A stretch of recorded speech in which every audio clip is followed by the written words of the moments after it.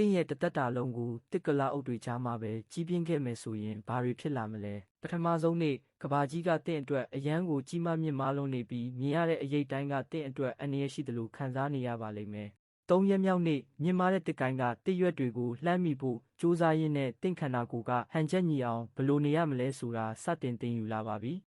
တစ်နှစ်အကြာအဝေးကနေစောင့်ကြည့်နေတဲ့တားရဲတိရစ္ဆာန်တွေကြားထဲမှာတင်ဟာတစ်ကိုလာအုပ်စုနဲ့အတူလွင်ပြင်ကျဲကြီးတွေကိုဖျက်တမ်းသွားလာတက်လာပါပြီ။၄နှစ်အကြာခြေလန်းတလန်းမားယုံနဲ့တင့်ခန္ဓာကိုယ်ကအယိုးတွေကျိုးသွားနိုင်တာကြောင့်တင်ဟာဖြည်းဖြည်းချင်းနဲ့ဂယုတစိုက်သွားလာတက်လာပါလိမ့်မယ်။10နှစ်အကြာတင့်ခြေထောက်တွေကရှည်လျားလာပြီးစိတ်ကလည်းအမြဲနိုးကြားနေပါပြီ။အကွာအဝေးနဲ့အကြောက်တရားကိုတင်ကိုယ်တိုင်တိုင်းတာတက်လာပါပြီ15နှစ်အကြာတစ်ကလာအုပ်စုတွေဟာဘာကိုမှဂယုမဆိုင်တာကိုတင်တတိထားမိလာပါမယ်အမားတစ်ခုဟာတင်ဘဝကိုအဆုံးသတ်သွားစေနိုင်တယ်ဆိုတာတင်သိလာပါပြီအနှစ်20အကြာလူသားတွေကတင့်ကိုထူးဆန်းတဲ့တရားတစ်ခုလိုတွေးရှိသွားပါလိမ့်မယ်ဒါပေမဲ့တင်ကတော့သူတို့ပြောတဲ့စကားတွေကိုလုံးဝနားလည်နိုင်တော့မှာမဟုတ်ပါဘူး